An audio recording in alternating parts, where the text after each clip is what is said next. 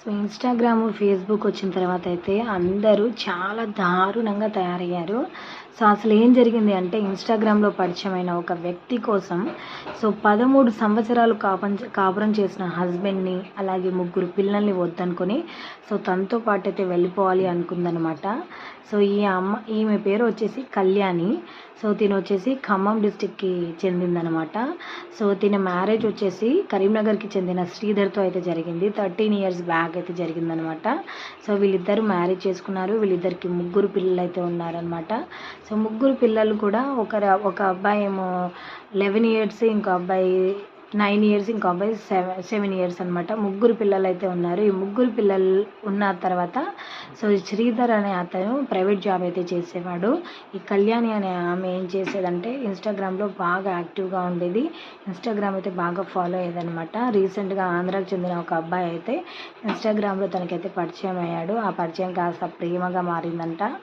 మారిన తర్వాత ఇంకా తను ఏమని డిసైడ్ అయిపోయిందంటే నాకు ఈ జీవితం వద్దు, ఇంకా నేను తనతోనే వెళ్ళిపోవాలి అని అయితే అనుకుని కొన్ని రోజుల నుంచి ఆ శ్రీధర్‌తో అయితే బాగా గొడవ పడుతుంది. నాకు ఈ పిల్లలొద్దు, నువ్వొద్దు, నాకు కొంచెం డైవర్స్ అయితే ఇచ్చేసేయి, నేనైతే వెళ్ళిపోతాను అని చెప్పేసింది.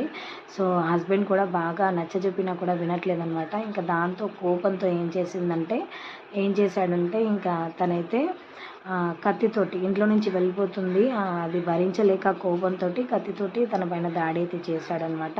తనైతే బాగా సీరియస్‌గా ఉంది. తర్వాత ఈయన కూడా ఇంకా చేతి మణికట్టు అయితే కట్ చేసుకున్నాడు. నేను కూడా చనిపోతాను, వేస్ట్, ఇంకా నేను బతకడం ఎందుకు, 13 ఇయర్స్ ఆ సంసారాన్ని కూడా కాదనుకొని లైఫ్ జర్నీని కూడా కాదనుకొని ఇలా వెళ్ళిపోతుంది. తర్వాత నాకు ఎలాంటి పరువు ఉంటుంది, పరువు ఉండదు, ఏముండదు అనేసి ఇంకా తన గురించి తానే ఆలోచించుకున్నారు. ముగ్గురు పిల్లల గురించి అయితే ఎవరు ఆలోచించలేదు. ఇద్దరు పరిస్థితి అయితే కండిషన్‌గా చాలా సివియర్‌గానే ఉందన్నమాట. కానీ మళ్ళీ మూర్ఖంగా ఇన్‌స్టాగ్రామ్‌లో, ఫేస్‌బుక్‌లో పరిచయమైన వ్యక్తుల కోసం తన ముగ్గురు పిల్లల్ని, హస్బెండ్‌ని, 13 సంవత్సరాలు కాపురం చేసిన హస్బెండ్‌ని, ముగ్గురు పిల్లల్ని వదిలేసి ఎలా వెళ్ళాలి అనుకుంటున్నారు. ఆడవాళ్ళైతే మరీ మూర్ఖంగా తయారవుతున్నారు. ఎలాంటి బంధానికి కూడా రెస్పెక్ట్ లేకుండా చేస్తున్నారనమాట. ఎలాంటి వాల్యూస్ లేకుండా చేస్తున్నారు. ఎథిక్స్ మర్చిపోతున్నారు. ఇంత మూర్ఖంగా తయారవుతున్నారు. ఇలాంటి సోషల్ మీడియా ప్లాట్‌ఫామ్స్ వచ్చినప్పటి నుంచి ఇలాంటి ఇన్సిడెంట్స్ అయితే చాలా జరుగుతున్నాయి.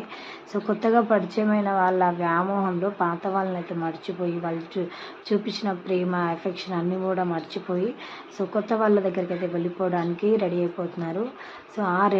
రెడీ అయిపోవడమే కాకుండా వాళ్ళ ప్రాణాలు తీయడానికి కూడా రెడీ అయిపోతున్నారు. ఇలాంటి మూర్ఖులను ఏం చేసినా పాపం లేదండి. మీరేమంటారో కామెంట్ చేయండి. నచ్చితే ప్లీజ్ ఒక లైక్ చేయండి. ఆ ఛానల్ సబ్స్క్రైబ్